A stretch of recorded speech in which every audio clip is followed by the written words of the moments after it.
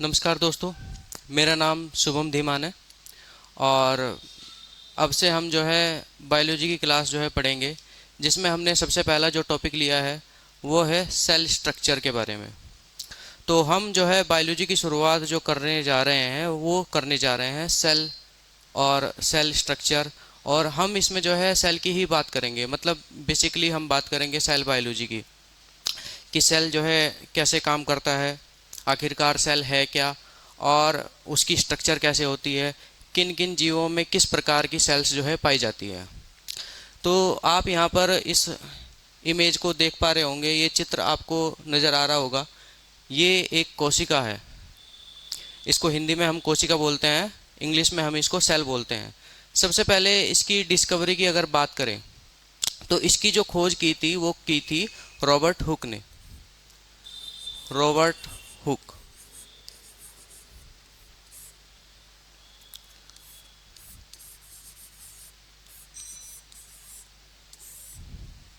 ये वैज्ञानिक थे जिन्होंने सन 1665 में कोशिका की खोज की थी सर्वप्रथम।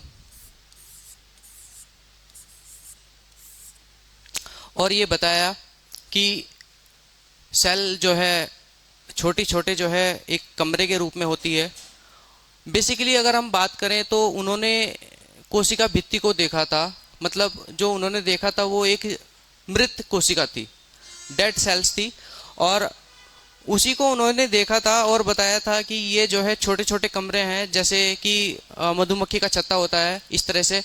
और उन्हीं को उन्होंने नाम दिया था स्मॉल चैम्बर।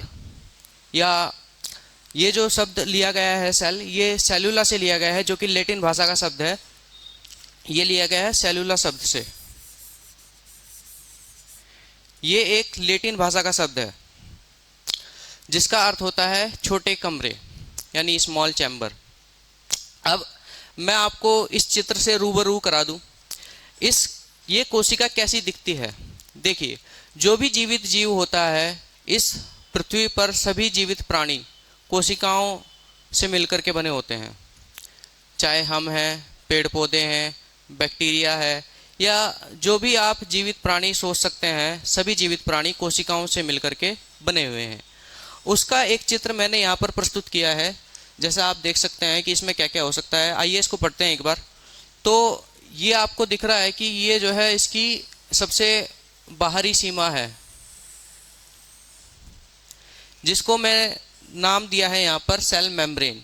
सेल मेम्ब्रेन, इसको प्लाज्मा झिल्ली कहते हैं, इसको जो है प्लाज्मा मेम्ब्रेन भी कहते हैं, इसको प्लाज्मा लेमा भी कहते हैं। इसके कई सारे नाम हो सकते हैं। और इसके अंदर आप जो है ये जो इस कलर का आप देख रहे हैं यहाँ पर, ये जो आप कलर देख पा रहे हैं, ये जो कलर देख पा रहे हैं आप, ये कलर सारा सारा कैसा है, ये साइटोप्लाज्म है आपका। साइटोप्लाज्म जिसको हम कोशिका द्रव्य बोलते हैं। और इसमें बहुत सारे इस कोशिका के अंग पाए जाते हैं। जैसे इसके सेंटर में आपको देखने को मिलेगा इसका केंद्रक, जिसे हम न्यूक्लियस कहते हैं। उस केंद्रक के अंदर क्या होता है, डीएनए होता है। डीएनए जिसको हम डीऑक्सी न्यूक्लिक अम्ल, जो कि हमारा एक जेनेटिक मटेरियल है, हमारा आनुवंशिक पदार्थ। ये हमारा आनुवंशिक पदार्थ इस कोशिका के केंद्रक के अंदर होता है।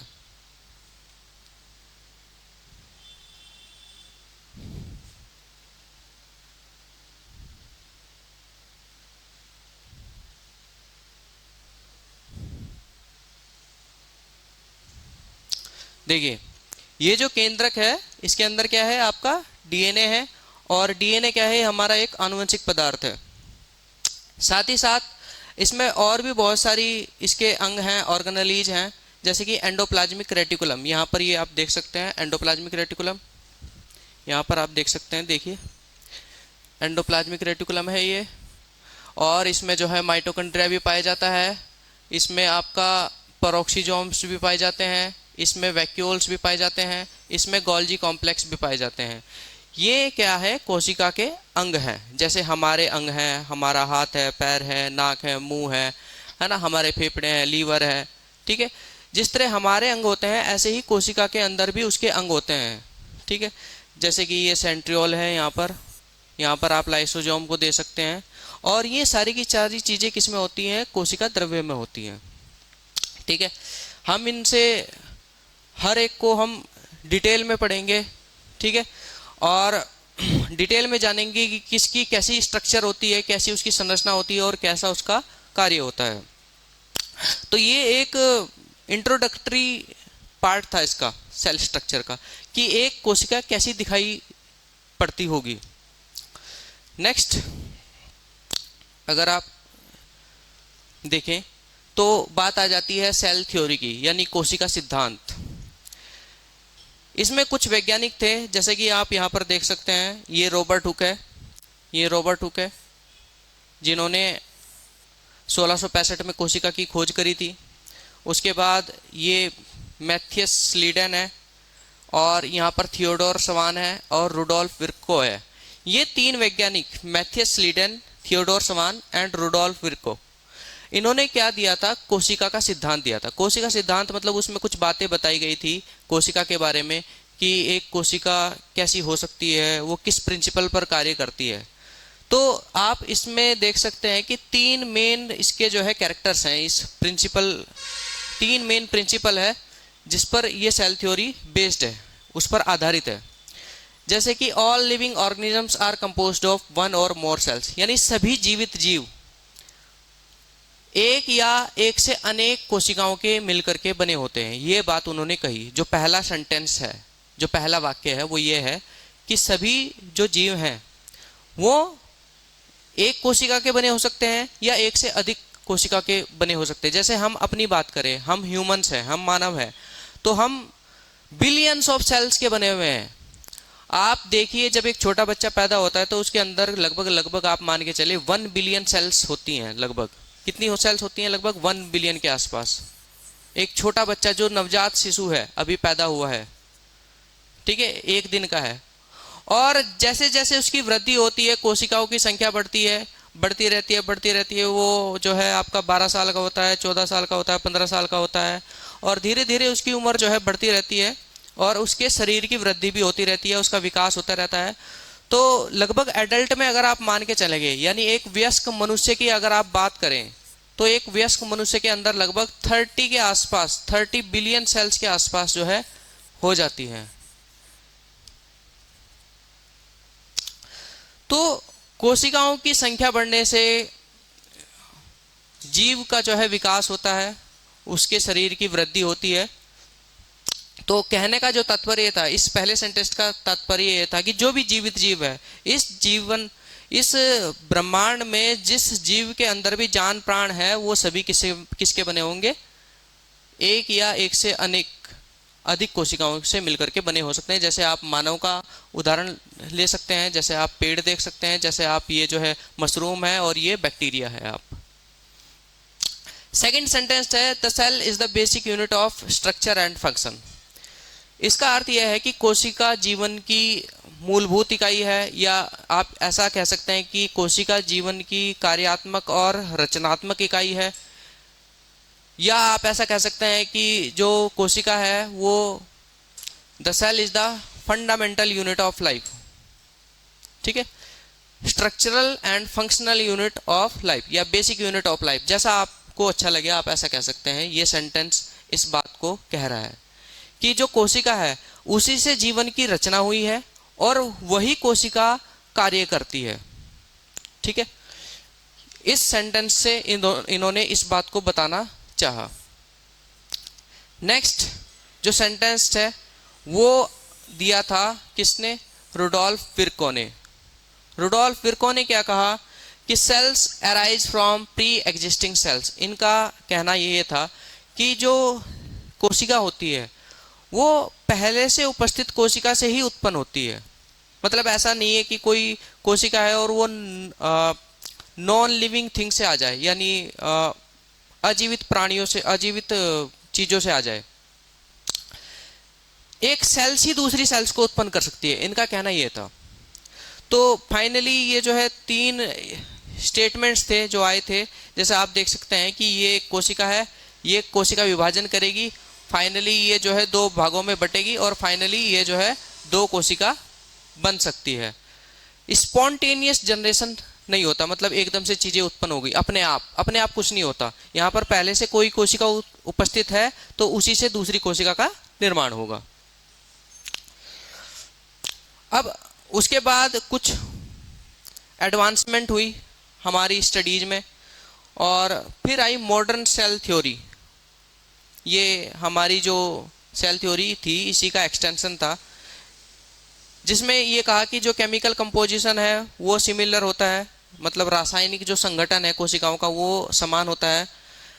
कोशिकाओं के अंदर चयापचय अपचय की क्रियाएं होती है, मेटाबॉलिज्म होता है कोशिका के अंदर, और जो जेनेटिक इंफॉर्मेशन है, आनुवंशिक जो सूचनाएं हैं वो डीएनए के द्वारा पास की जाती हैं। इस शब्द का ये अर्थ है, सेंटेंस का ये अर्थ है कि डीएनए, जैसे मेरे जो गुण हैं वो मेरे माता से भी आए हैं और मेरे पिता से भी आए हैं, और उनके जो गुण थे वो उनके माता से और पिता से दोनों से आते हैं। और वो किसकी वजह से आते हैं? DNA is the genetic material, और वो डीएनए ही है जो क्या करता है, सूचनाओं को एक पीढ़ी से दूसरी पीढ़ी में लेकर के जाता है। तो सेल थ्योरी बेसिकली कुछ स्टेटमेंट्स हैं जो जो बताती हैं कि कोशिका किस सिद्धांत पर कार्य करती है। ये आप देख सकते हैं, ये मैंने आपको पहले ही बता दिया है, ठीक है ना। अब सेल जो है मुख्य रूप से अगर आप देखेंगे तो दो चीजें आपको पढ़ने को मिलेगी। एक तो होता है आपका जंतु जगत,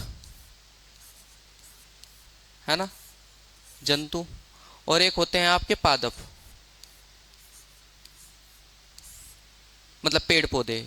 यानी अगर आप जीवन को देखेंगे तो जीवन मुख्य रूप से अगर आप देखें जो आपको दिखाई देता है, जिस पर आपने ध्यान दिया होगा, तो आपको जंतु दिखाई देते हैं और दूसरे पेड़ पौधे, ठीक है, पेड़ पौधे पौधे, है ना। तो ये जो जगत है, इस पृथ्वी पे जो जीवन है वो आपको दो जगत में दिखाई देगा, जंतु जगत और पेड़ पौधे, यानी पादप जिनको बोलते हैं, प्लांट्स बेसिकली। तो कोशिकाओं, ये जो कोशिका है अगर आप इस आधार पर देखेंगे तो ये भी आपकी दो प्रकार की देखने को मिलेंगी आपको। एक तो एनिमल सेल होगी और एक होगी आपकी प्लांट सेल। सबसे पहले हम प्लांट सेल को देखते हैं। ये प्लांट सेल है जो पेड़ पौधों के अंदर पाई जाती है। मतलब आप कोई भी पेड़ ले लो, आप शीशम का पेड़ ले लो, आप किसी भी पेड़ को आप सोच सकते हो, जिस पेड़ को भी आप सोच सकते हो, उस पेड़ का आप नाम ध्यान रखें। उस पेड़ के अंदर वो किसका बना हुआ है? प्लांट सेल का बना हुआ है, यानी पादप कोशिका का बना हुआ है। और वो पादप कोशिका कुछ इस तरह की दिखाई देती है। इसमें आपको देखने को मिल जाएगा वही साइटोप्लाज्म, इसमें भी देखने को मिलेगा। इसमें आपको केंद्रक देखने को मिलेगा। इसका जो केंद्रक होता है वो थोड़ा साइड में होता है। और इसमें आपको ईआर एंडोप्लाज्मिक रेटिकुलम देखने को मिल जाएगी, राइबोसोम्स देखने को मिल जाएंगे, गोल्जी अपरेटस देखने को मिल जाएंगे, गोल्जी वेसाइकल्स देखने को मिल जाएंगी, माइटोकॉन्ड्रिया देखने को मिल जाएगा, और भी बहुत सारी चीज़ें होती है। जैसे आपका इसमें मेन है वैक्यूल, ठीक है, वैक्यूल पाई जाती है, और क्लोरोप्लास्ट जो एक मुख्य अंग है प्लांट कोशिका का या पादप कोशिका का, एक मुख्य अंग है क्लोरोप्लास्ट, जिसको हम हरित लवक कहते हैं। और ये हरित लवक आपका पता है कि प्रकाश संश्लेषण की क्रिया में इसका बहुत महत्वपूर्ण योगदान है। और उसी की वजह से जो पेड़ पौधे होते हैं, पेड़ पौधों की जो कोशिकाएं हैं वो खाने को बनाती हैं प्रकाश संश्लेषण की प्रक्रिया से, और फिर उस खाने को वो स्टोर करती हैं और पत्तियों तक पहुंचाती हैं। और फिर ये जो है ऊर्जा की जो चेन है वो चलती है ना। ये उत्पादक हैं और फिर हम लोग कंज्यूमर्स हैं। हम इन पर जो है पेड़ पौधों को खाते हैं, मतलब पेड़ पौधों से आने वाले जो भी प्रोडक्ट्स हैं उनको खाते हैं। तो और इसमें क्या पाया जा सकता है? इसमें पेरोक्सिसोम्स देखने को मिल सकते हैं, इसमें सेल मेम्ब्रेन तो होगी ही, ठीक है। और एक खास बात, सबसे मेन बात जो है, इसमें सेल वॉल देखने को मिलेगी। सेल वॉल, ये एक नया फीचर आ गया, सेल वॉल। सेल वॉल जिसे हम कोशिका भित्ति भी कहते हैं। क्या कहते हैं? कोशिका भित्ति।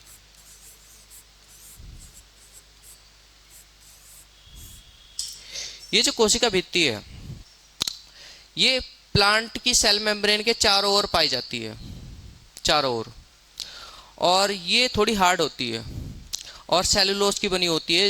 ये इसके ढांचे को बनाए रखती है, ठीक है। तो ये इसके ढांचे को बनाए रखती है, लेकिन ये आपकी एनिमल सेल के अंदर देखने को नहीं मिलती, ये केवल आपको प्लांट सेल में देखने को मिलेगी। साथ ही साथ ये जो हरित लवक है ये भी आपका किस में देखने को मिलेगा, प्लांट सेल में देखने को मिलेगा, एनिमल सेल में देखने को नहीं मिलेगा। नेक्स्ट अगर हम बात करें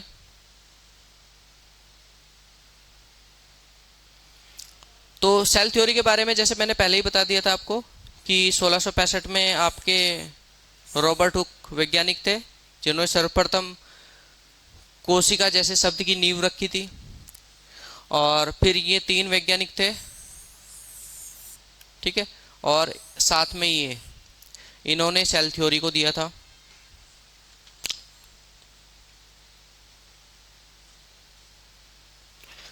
सेल थ्योरी जैसे मैंने बताया, सभी लिविंग ऑर्गेनिज्म, सभी जीवित जीव किसके बने होते हैं, कोशिकाओं के बने होते हैं, कोशिकाओं के। जैसे ये हिरण आप देख पा रहे हैं, किसका बना हुआ है, कोशिकाओं का बना हुआ है। मैं हूं, मैं किसका बना हुआ हूं, कोशिकाओं का बना हुआ हूं। आप हैं, आप किसके बने हुए हैं, कोशिकाओं के बने हुए हैं, ठीक है। और दूसरा क्या है, cell is the basic unit of organisms. जैसे कोई घर है तो वो घर किसका बना हुआ है, ईंटों का बना हुआ है। ऐसे ही कोई भी ऑर्गेनिज्म है वो किसका बना हुआ है, सेल का बना हुआ है, कोशिका का बना हुआ है। तो cell is the basic unit of organism. कोशिका जीवधारियों की मूल इकाई है, इसका कहने का मतलब ये है, ठीक है। और यहाँ पर क्या दिखाया है, cells arise from pre existing cells, यानी कोशिका ही दूसरी कोशिका को उत्पन्न कर सकती है। आप ऐसा नहीं कि मतलब खुद से बना दे या प्रकृति में कोई और व्यवस्था है कि वो अचानक से पैदा कर दे, नहीं। पहले से कोई सेल उपस्थित है तो वही नई सेल्स का उत्पादन करेगी और फिर वो सेल्स उत्पादन करते करते एक प्राणी का निर्माण करती हैं।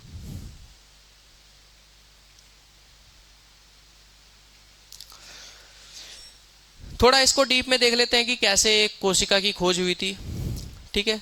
हु डिस्कवर्ड सेल्स, नाम मैंने बता ही दिया था आपको, रॉबर्ट हुक। ये थे वो वैज्ञानिक जिनके बारे में मैंने पहले से आपको परिचय दिया जिनका। और इन्होंने ये माइक्रोस्कोप बनाया था उस टाइम सन 1665 में, ठीक है। एग्जाम में तो नहीं आएगा बट आप थोड़ा ध्यान रखें कि हाँ इन्होंने जो है पहली बार कोशिका को खोजा था। कब खोजा था, सन 1665 में, ठीक है। कैसे खोजा था, जो ओक का पेड़ होता है, ओक ओक ओक का जो पेड़ होता है, इंग्लिश में इसको ऐसे लिखते हैं, इसकी जो छाल होती है, बार्क जिसको बोलते हैं, छाल है ना, यानी बार्क इंग्लिश में, है ना। तो ये जो छाल होती है उसके अंदर इन्होंने इस माइक्रोस्कोप से देखा था उसको, छाल को, और उसमें क्या देखा था, मृत कोशिकाएं देखी थी इन्होंने। क्या देखा, इस तरह का कुछ पैटर्न देखा इन्होंने, जैसे मधुमक्खी का छत्ता होता ना, आपने अगर देखा हो, ठीक है, हनीकम्ब, कुछ इस तरह से,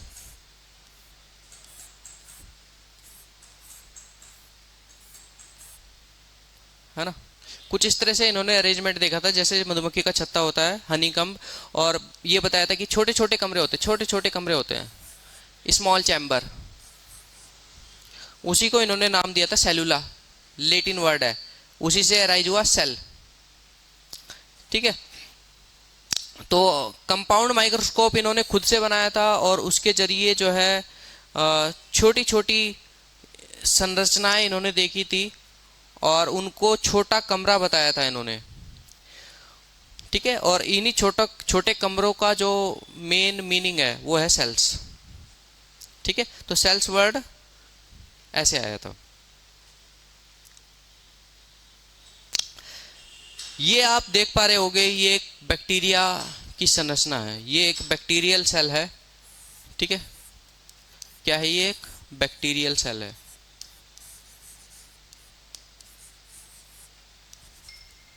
बैक्टीरिया की सेल है ये एक, बैक्टीरिया की कोशिका। बैक्टीरिया बहुत छोटे होते हैं, हमारी जो कोशिकाएं होती हैं उससे बहुत ज़्यादा छोटे होते हैं बैक्टीरिया जो होते हैं। और अगर आप देख पा रहे होगे तो इसमें आपको देखने को मिलेगा कि इसमें आपका जो है डीएनए होता है, जैसे हमारी कोशिका के अंदर डीएनए पाया जाता है। और जिस जहाँ पर ये डीएनए होता है उस अक्षेत्र को बोलते हैं न्यूक्लियोइड। क्या बोलते हैं? न्यूक्लियोइड। उस अक्षेत्र को क्या बोलते हैं? न्यूक्लियोइड बोलते हैं। तो ये जो रेड कलर का आपको दिखाई दे रहा है, ये जो रेड कलर का आपको दिखाई दे रहा है, ये सारा क्या है? आपका न्यूक्लियोइड है। न्यूक्लियोइड मतलब वो क्षेत्र जहां पर आपको डीएनए देखने को मिलेगा। दूसरा, और इसमें साइटोप्लाज्म इसमें पाया जाएगा। ये आप देख ही रहे हैं, आसमानी कलर का साइटोप्लाज्म है। इसमें आपको प्लाज्मा मेम्ब्रेन भी देखने को मिलेगी, ये जो हरे कलर की आपको दिखाई दे रही है। दूसरा, इसमें आपको और क्या देखने को मिलेगी? ये सेल वॉल भी, जैसे पेड़ पौधों में सेल वॉल देखी थी ना हमने, ऐसे ही इसमें भी सेल वॉल देखने को मिलती है, कोशिका भित्ति। ठीक है, सेल वॉल यानी कोशिका भित्ति। और ये जो रेड कलर का आपको दिखाई दे रहा है, ये है इसका कैप्सूल। कैप्सूल मतलब एक कवर होता है, कवर लाइक, और ये एक रक्षात्मक कवच होता है इनका। तो इसमें आप देखें, सबसे पहले प्लाज्मा मेम्ब्रेन है, उसके बाद सेल वॉल है, उसके बाद जो है कैप्सूल है। मतलब इसके पास कितनी दीवारें हैं? 3 दीवार हैं इसके पास। सबसे पहली प्लाज्मा मेम्ब्रेन हरे कलर की, पीले कलर की फिर आपकी प्लाज्मा मेम्ब्रेन सेल वॉल, और फिर लाल कलर की क्या है? ये कैप्सूल है। और इससे एक लंबा जो है आपका धागे के समान आप मान सकते हैं, एक लंबा धागा जो है निकला है, जिसको हम नाम देते हैं फ्लैजिलम। ये इसका फ्लैजिला है। ठीक है, इसकी वजह से ये चल सकता है, मूवमेंट कर सकता है। ठीक है, जैसे हमारे पास पैर है चलने के लिए, ऐसे ही इसके पास फ्लैजिला है चलने के लिए। और ये छोटी छोटी संरचनाएं हैं। ठीक है, छोटी छोटी संरचनाएं हरे कलर की आपको दिखाई दे रही हैं। ये क्या है? पाइलस है, पाइलस है। इसको हम बाद में पढ़ेंगे। ये बेसिकली इसके रिप्रोडक्शन में काम करती है, कॉन्जुगेशन में मदद करती हैं। ठीक है, कॉन्जुगेशन में मदद करती हैं, संयुग्मन बोलते हैं, सेक्स पाइलस बोलते हैं इनको। ठीक है, कॉन्जुगेशन में मदद करती है।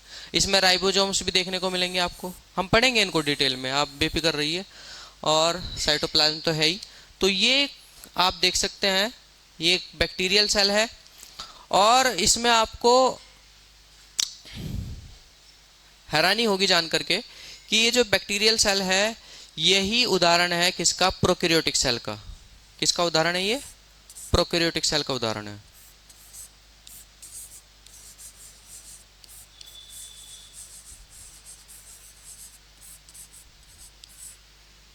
प्रोकैरियोटिक सेल का।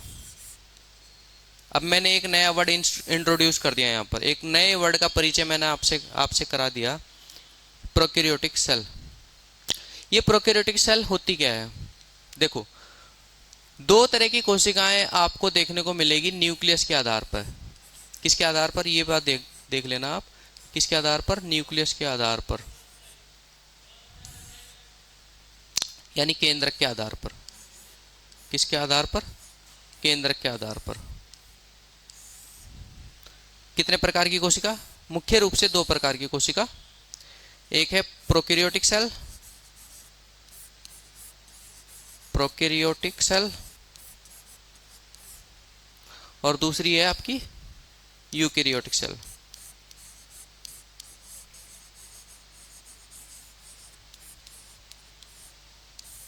दूसरी है आपकी यूकैरियोटिक सेल, पहली है प्रोकैरियोटिक सेल। इसको थोड़ा हम एक बार नजर मारते हैं। देखिए, प्रोकैरियोटिक सेल का उदाहरण क्या है? बैक्टीरिया।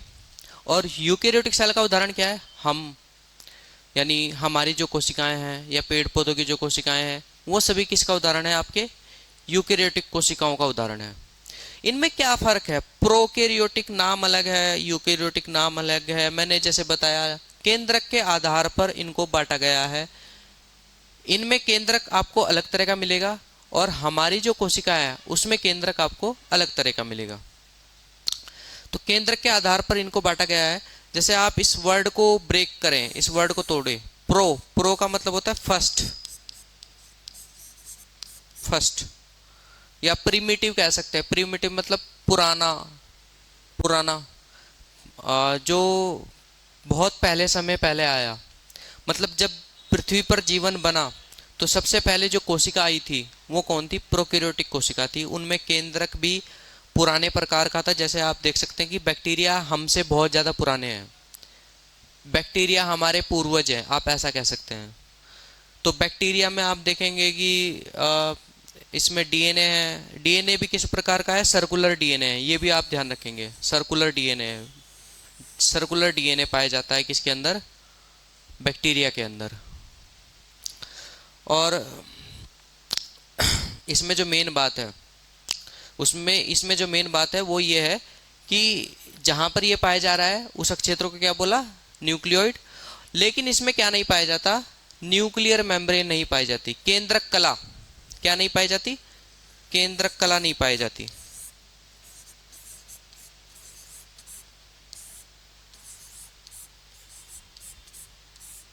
केंद्रक कला, न्यूक्लियर मेम्ब्रेन इसको बोलते हैं।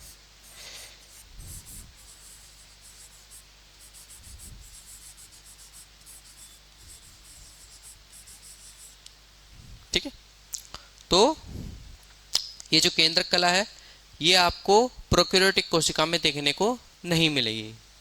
किस में नहीं मिलेगी? प्रोकैरियोटिक कोशिका में। लेकिन आपको यूकैरियोटिक कोशिका में देखने को मिलेगी। तो ये एक कहीं ना कहीं खास और मेन मुख्य अंतर है किसका? प्रोकैरियोटिक और यूकैरियोटिक का। कि जो न्यूक्लियर मेम्ब्रेन यानी केंद्रक कला का पाया जाना, जो कि केंद्रक के चारों ओर होती है, केंद्रक की कवरिंग है, ठीक है, केंद्रक की सीमा है, जो डिफाइन करती है, जो सीमित करती है केंद्रक को, ठीक है, तो वो किस में नहीं पाई जाती? वो प्रोकैरियोटिक कोशिका में नहीं पाई जाती। वो किस में पाई जाती है? यूकैरियोटिक कोशिका में पाई जाती है। तो यू का मतलब क्या है? यू का मतलब यहां पर है ट्रू। ट्रू मतलब सत्य या स्पष्ट कह सकते हैं आप, जो स्पष्ट तरीके से दिखाई दे। और कैरियो का मतलब है यहां पर, कैरियो का मतलब है केंद्रक। यानी एक बात समझ में आ गई, प्रोकैरियोटिक यानी फर्स्ट केंद्रक, फर्स्ट न्यूक्लियस कह सकते हैं, या पुराने प्रकार का केंद्रक कह सकते हैं। और यूकैरियोटिक मतलब ट्रू या स्पष्ट, ठीक है, या इसको फॉल्स भी बोल सकते हैं। इसको ट्रू बोलेंगे, जब इसको ट्रू बोल रहे हैं तो इसको फॉल्स बोलेंगे। फॉल्स मतलब असत्य, ठीक है। तो इसमें किस प्रकार का न्यूक्लियस है? स्पष्ट न्यूक्लियस है। और इसमें किस प्रकार का न्यूक्लियस है? आपका पुराने प्रकार का न्यूक्लियस है या प्रिमिटिव न्यूक्लियस है, ठीक है। तो एक बात क्लियर होगी कि जो प्रोकैरियोटिक होते हैं उनमें कैसा न्यूक्लियस होता है? फॉल्स न्यूक्लियस होता है, असत्य न्यूक्लियस होता है। दूसरा यूकैरियोटिक में कैसा होता है? स्पष्ट न्यूक्लियस होता है। या आप ऐसा भी कह सकते हैं कि प्रोकैरियोटिक में केंद्रक कला नहीं पाई जाती और यूकैरियोटिक में केंद्रक कला पाई जाती है, ठीक है। एक लाइन में आंसर आप देख सकते हैं यहाँ पर यूकैरियोटिक सेल। और जैसे जिसकी बात मैं कर रहा था, न्यूक्लियर मेम्ब्रेन, इस वर्ड पर आप फोकस कीजिए। ये है न्यूक्लियर मेम्ब्रेन। ये चारों ओर का जो आवरण है, जो केंद्रक को सीमित करता है, जो केंद्रक की सीमा को बनाता है, जो केंद्रक को डिफाइन करता है, वो क्या है? केंद्रक कला। जैसे हमारे पास क्या है? प्लाज्मा झिल्ली है ना, ये प्लाज्मा झिल्ली है, ये आपको दिखाई दे रही होगी, ठीक है। इसको मैं दूसरे कलर से बनाता हूँ। लेट मी, रेड कलर से बनाऊँ क्या? रेड कलर ठीक है, चलो। ये आप देख सकते हैं, रेड कलर से मैं डिफाइन कर रहा हूँ। ये केंद्रक कला है यहाँ पर। जैसे आप यहाँ पर देख सकते हैं, ये प्लाज्मा मेम्ब्रेन है, ठीक है।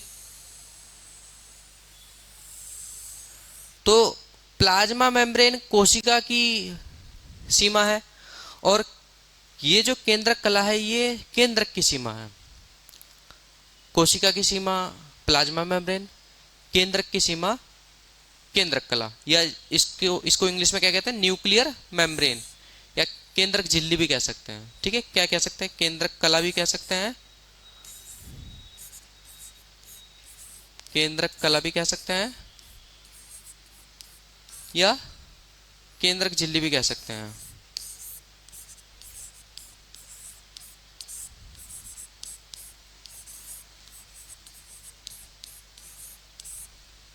ठीक है, या न्यूक्लियर मेम्ब्रेन तो है ही। तो ये न्यूक्लियर मेम्ब्रेन केवल कहाँ पाई जाती है? यूकेरियोटिक कोशिका में। किस में पाई जाती है? केवल यूकेरियोटिक। स्पष्ट केंद्रक का पाया जाना, स्पष्ट केंद्रक का पाया जाना लक्षण है किसका? यूकेरियोटिक कोशिका का। और स्पष्ट केंद्रक का ना पाया जाना किसका लक्षण है? प्रोकैरियोटिक कोशिका का। ठीक है, तो ये बात हमें क्लियर हो गई। आप यहां पर एक मैंने इमेज और लगाई है यूकेरियोटिक कोशिका की और प्रोकैरियोटिक कोशिका की। लेकिन इसमें पता है, इसमें यहाँ पर जो है इस डायग्राम में थोड़ा सा गड़बड़ दिया हुआ है। जो यूकेरियोटिक कोशिका है वो ये है, कोई बात नहीं, मिस्टेक हो जाती है। और जो प्रोकैरियोटिक कोशिका है वो ये है, थोड़ा सा मिसप्रिंट हो चुका है डायग्राम में। दैट्स नॉट आवर फॉल्ट, शायद ध्यान नहीं दिया, कोई बात नहीं। तो आप, मैंने बता दिया आपको, यूकेरियोटिक कोशिका कौन सी है? ये वाली है। प्रोकैरियोटिक कोशिका कौन सी है? ये वाली है। प्रोकैरियोटिक कोशिका में जो उदाहरण है हमारे पास वो क्या है? बैक्टीरिया। ये आप बैक्टीरिया का चित्र देख पा रहे हैं। इस बैक्टीरिया के अंदर आपने देखा कि यहाँ पर जो है केंद्रक कला नहीं पाई जाएगी। क्या नहीं पाई जाएगी? केंद्रक कला नहीं पाई जाएगी, न्यूक्लियर मेम्ब्रेन नहीं मिलेगी। लेकिन अगर आप यहाँ पर देख पा रहे हैं तो यहाँ पर आपको क्या मिलेगी? केंद्रक कला यानी न्यूक्लियर मेम्ब्रेन देखने को मिलेगी, जो केंद्रक को डिफाइन करती है, जो केंद्रक को सीमित करती है, ताकि डीएनए जो है इसी के अंदर रहे, ताकि डीएनए जो है इसी के अंदर रहे। ठीक है, तो डीएनए यानी हमारे डीएनए आगे चल कर के गुणसूत्र बनाता है, तो वो जो डीएनए है, गुणसूत्र है, वो सारे के सारे किसके अंदर रहते हैं? हमारे केंद्रक के अंदर रहते हैं। ये जो केंद्रक होता है हमारी कोशिका का क्या होता है? सेंटर होता है। ठीक है, सेंटर मतलब एक तरह से हमारा इस कोशिका का ब्रेन होता है। जैसे हमारे पास हमारे कामों को करने के लिए, हमारे अंगों को हिलाने के लिए, चलाने के लिए, कोई भी आदेश देने के लिए हमारे पास मस्तिष्क होता है, हमारा सेंटर है, सेंट्रल नर्वस सिस्टम, हमारा ब्रेन, हमारा मस्तिष्क, हमारा दिमाग। ऐसे ही इस कोशिका को क्या कार्य करना है? ठीक है, किस तरह की प्रोटीन बनानी है, किस तरह का एंजाइम बनाना है, किस तरह का हार्मोन बनाना है, क्या कार्य करना है, वो सारी की सारी सूचना किसके पास होती है? केंद्रक के पास होती है। तो क्या जो न्यूक्लियस है, nucleus is the brain of the cell. Nucleus क्या है? केंद्रक क्या है? कोशिका का दिमाग है, आप ऐसा कह सकते हैं। ठीक है, तो मेन डिफरेंस क्या है इसमें? न्यूक्लियर मेम्ब्रेन का ना पाया जाना, किसमें? प्रोकैरियोट्स में, और इसमें पाया जाना। ठीक है, तो फाइनली ये जो है पीपीटी हमारी खत्म हो चुकी है। आज का जो लेक्चर था वो एक इंट्रोडक्टरी लेक्चर था, और उम्मीद है आपको पसंद आया होगा। मिलते हैं नेक्स्ट क्लास में, तब तक के लिए धन्यवाद, हमसे जुड़े रहिए। ठीक है, टाटा बाय बाय।